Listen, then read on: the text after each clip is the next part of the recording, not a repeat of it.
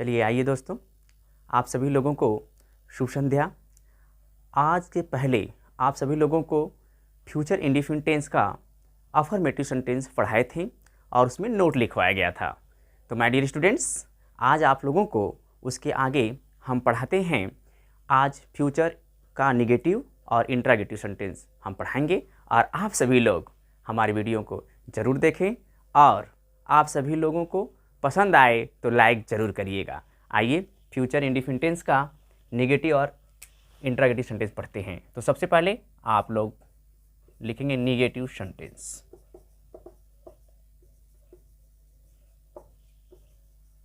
Negative sentences. Dear students, negative sentences means क्या होता है? इसके मीन्स होता है नकारात्मक वाक्य। नकारात्मक वाक्य।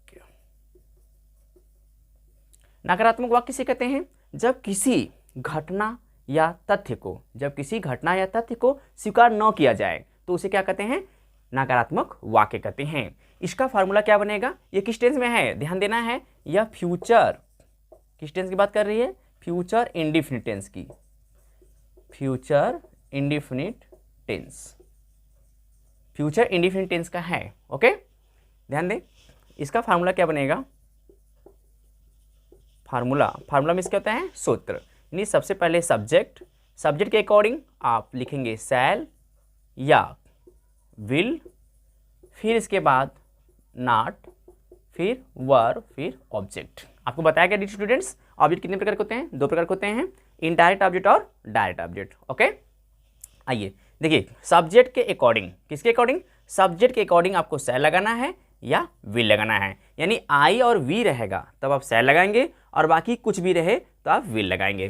ओके, लिखेंगे जैसे लिखेंगे, कह रहा है मैं कल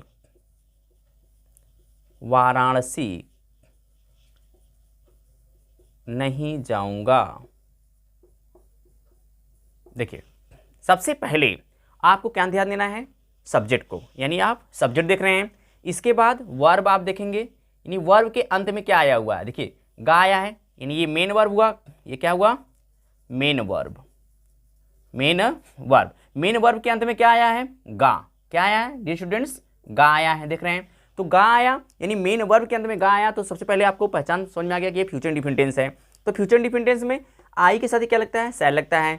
तो मैं आई के साथ ही शैल। अब देखिए नहीं आ गया है तो क्या लगाएंगे? नॉट। फिर जाना का अंग्रेजी क्या होता है? गो। कहाँ जाने के लिए बात कर रहा है? वाराणसी, तो लिखेंगे टू वाराणसी।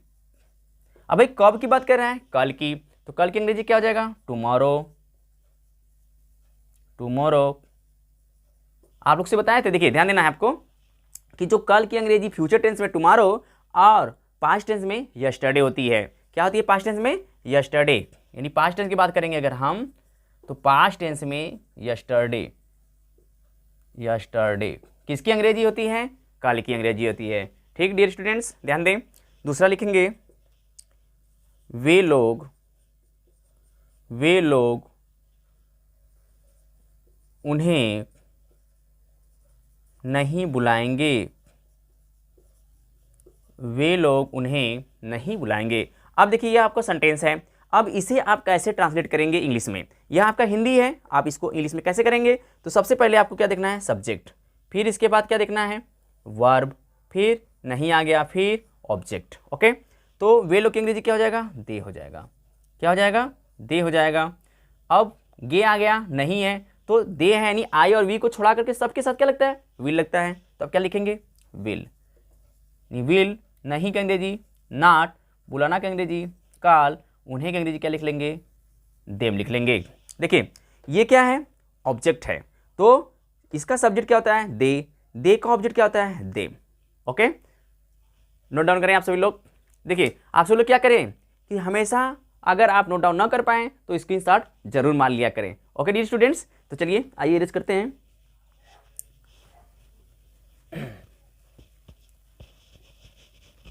इंट्रागेटिव सेंटेंस पढ़ाते हैं। आप सभी लोग इंट्रागेटिव सेंटेंस का हेडिंग डालेंगे। सबसे पहले इंट्रोगेटिव सेंटेंस।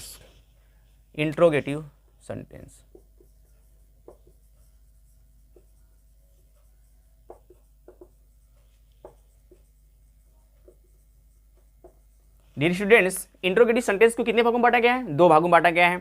कौन कौन से? यस या नो टाइप क्वेश्चंस और WH टाइप क्वेश्चंस। ये 2 भाग होते हैं। सबसे पहले ध्यान देना है क्या क्या होते हैं, आपको बताया गए थे 2 भाग होते हैं। पहला क्या होता है? यस या नो टाइप क्वेश्चन। दूसरा क्या है? WH questions. ठीक है, तो इसी का पहला का ही आपको सबसे पहले का ही रूल लिखना होगा ट्रांसलेशन में। क्या कि जब क्या शब्द वाक्य प्रारंभ में आता है, क्या जब क्या शब्द वाक्य प्रारंभ में आए, यानी जब क्या शब्द वाक्य के प्रारंभ में हो तो उसके स्थान पर किसके स्थान पर भाई? क्या के स्थान पर। किसके स्थान पे? क्या के स्थान पर। उसके स्थान पर कर्ता के अनुसार। किसके अनुसार? कर्ता के अनुसार शैल या विल का प्रयोग करते हैं। शैल या विल का प्रयोग करते हैं। फिर क्या करेंगे? फिर आप कर्ता की अंग्रेजी लिखेंगे। ठीक है, तो आइए डी स्टूडेंट्स, स्ट्रक्चर लिख लीजिए। स्ट्रक्चर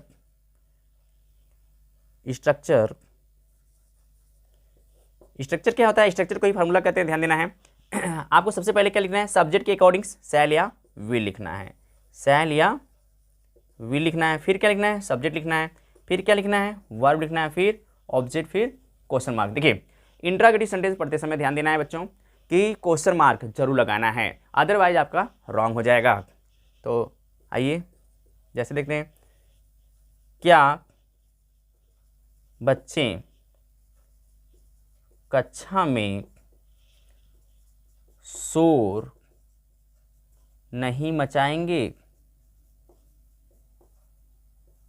देखिए, कह रहा है क्या बच्चे, यानी बच्चों की बात कर रहा है, ध्यान देना है। और यहाँ आ गया क्या, तो कैसे हम इसको ट्रांसलेट करेंगे? देखिए, गया आया हुआ है पहचान में, तो आप यहाँ क्या लिखेंगे? विल लिखेंगे, क्योंकि आई और वी तो है नहीं, तो विल लिखेंगे। बच्चे हैं, देखना है, बच्चे कक्षा में शोर नहीं मचाएंगे, तो सभी बच्चों की बात करता है, यानी जो बच्चे होते हैं वे क्या है? कक्षा में शोर मचाएंगे, नहीं मचाएंगे, सभी बच्चे, यानी क्या है? कॉमन नाउन है। तो इसके पहले आप क्या लगाएंगे? The children. दी चिल्ड्रेन नहीं आ गया। देखिए, आपको बताया गया नहीं, अभी तो आपका पहला ही रूल चल रहा है, तो इसमें नहीं होना चाहिए। आइए ध्यान दें, नहीं होना चाहिए, क्योंकि फर्स्ट रूल है। अभी आप देख रहे हैं कि फर्स्ट रूल के अकॉर्डिंग्स आपका स्ट्रक्चर बना हुआ था। तो क्या बच्चे कक्षा में शोर मचाएंगे, इस तरह से आप कर लीजिए। तो विल द चिल्ड्रेन, शोर मचाना की अंग्रेजी क्या होता है? मेक होता है, मेक। शोर की अंग्रेजी क्या होता है? नॉइज होता है। मेक की अंग्रेजी क्या लिखेंगे? इन लिख देंगे। कक्षा की अंग्रेजी क्या हो जाएगा? क्लास हो जाएगा। ठीक है डियर स्टूडेंट्स, तो आप सभी लोग नोट डाउन करें। वहाँ तक दिख रहा है कि नहीं? नीचे तक दिख रहा है? ओके, तो आप सभी लोग नोट डाउन कर लें। आइए, लिख लिए होंगे। अब दूसरा रूल देखते हैं WH टाइप क्वेश्चन का। आइए,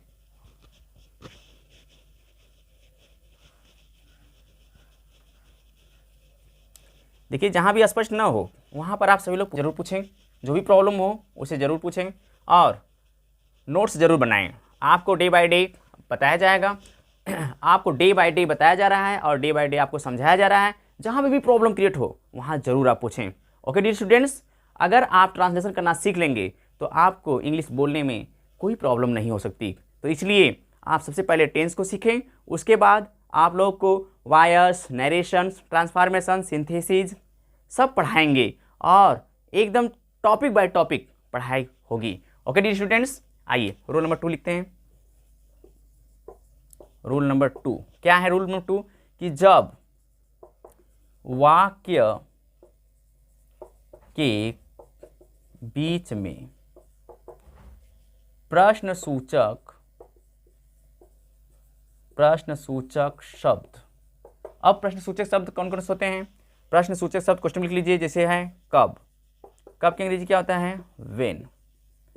क्यों की अंग्रेजी क्या होता है? वाई। कहाँ, कहाँ की अंग्रेजी क्या होता है?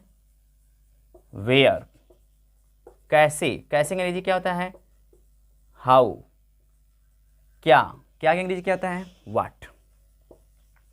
देखिए यही है, जैसे कब, क्यों, कहाँ, कैसे, क्या।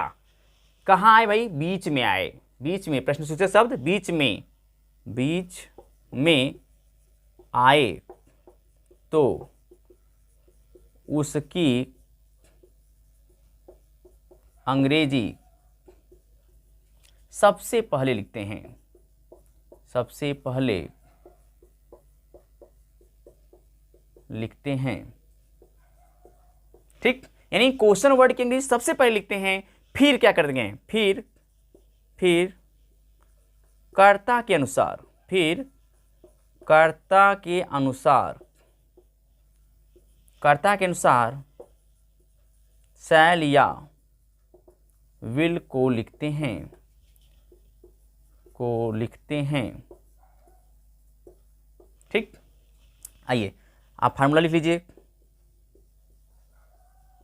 फार्मूला, सबसे पहले क्या करते हैं? क्वेश्चन वर्ड की अंग्रेजी लिखेंगे। ठीक है, यानी क्वेश्चन वर्ड सबसे पहले लिखेंगे, फिर कर्ता के अनुसार शैल या विल की अंग्रेजी लिखेंगे, फिर क्या लिखेंगे? सब्जेक्ट, फिर वर्ब, फिर ऑब्जेक्ट, फिर क्वेश्चन मार्क। ओके, आइए जैसे देखिए, जैसे वह घर में क्यों पढ़ेगी? आइए देखिए, कह रहा है वह घर में क्यों पढ़ेगी, यहाँ पे क्वेश्चन वर्ड है, बीच में आया हुआ है, पूछ रहा है कि वह घर में क्यों पढ़ेगी, तो सबसे पहले क्यों की अंग्रेजी लिखेंगे। तो क्यों की अंग्रेजी क्या होता है? वाई। क्या होगा? वाई। अब यहाँ क्या है? वह है, और यहाँ क्या है? गी है। देख ही रहे हैं कि फ्यूचर इंडिफिनिट टेंस का इंट्रोगेटिव टेंस है, तो वह के अकॉर्डिंग यहाँ क्या लग जाएगा डियर स्टूडेंट्स? विल लग जाएगा। अब फिर वह की अंग्रेजी क्या होता है? ही हो जाएगा। यहाँ गी है तो क्या हो जाएगा? सी हो जाएगा। क्यों? क्योंकि देखिए इकारांत, ध्यान देना है, हिंदी में इकारांत होता है, आकारांत होता है। इकारांत स्त्रीलिंग को बताता है और आकारांत पुल्लिंग को बताता है। नोट डाउन करना तो कर लीजिए, इकारांत क्या होता है? इकारांत। इकारांत जो होता है हिंदी का शब्द, ये स्त्री को बताता है। ठीक है, और अकारांत जो होता है, अकारांत, अकारांत, ये अकारांत जो होता है यह पुल्लिंग बताता है। क्या बताता है डियर स्टूडेंट्स? पुल्लिंग बताता है। तो इसी तरफ ध्यान देना है आपको हमेशा कि वह स्त्रीलिंग है कि पुल्लिंग है, इन बात को विशेष ध्यान देना है। देखिए गी आया है इकारांत, गा आता आकारांत। ओके, तो सी पढ़ना का अंग्रेजी क्या हो जाएगा? रीड हो जाएगा। फिर मे का अंग्रेजी क्या हो जाएगा? इन हो जाएगा। घर है तो लिख लेंगे होम। क्या लिख लेंगे? होम। क्वेश्चन मार्क जरूर लगाएंगे। ओके, दूसरा लिखिए कि हम लोग कहाँ रहेंगे, हम लोग कहाँ रहेंगे। तो देखिए हम लोग कहाँ रहेंगे, यानी कहाँ पूछ रहा है, तो कहाँ की अंग्रेजी क्या होगा? वेयर हो जाएगा। क्या हो जाएगा? वेयर हो जाएगा सबसे पहले। अब यहाँ देखिए क्या हम लोग है, तो हम लोग के अकॉर्डिंग यहाँ पर क्या लगाएंगे? शैल लगाएंगे। क्या लगाएंगे? शैल। क्यों? क्योंकि हम लोग की अंग्रेजी होता है वी। क्या होता है? वी। राना की अंग्रेजी क्या हो जाएगा? लाइव। ओके, लिख लिए होंगे डियर स्टूडेंट्स। आप सभी लोग ध्यान से दें, और अगर आप लिख नहीं पा रहे हैं तो स्क्रीनशॉट जरूर मारें। ओके, आइए इरेज करते हैं।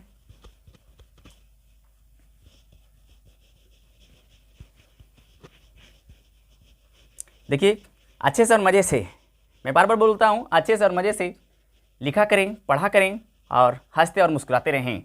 जब हंसते और मुस्कुराते रहेंगे तब आप लोग को इंग्लिश का ट्रांसलेशन सीखने में कोई प्रॉब्लम नहीं क्रिएट होगा। तो आइए डियर स्टूडेंट्स, ये तरह आपका इंट्रोगेटिव का दूसरा रूल। अब देखिए आप लोग को निगेटिव प्लस इंट्रोगेटिव सेंटेंस पढ़ा देते हैं। Negative plus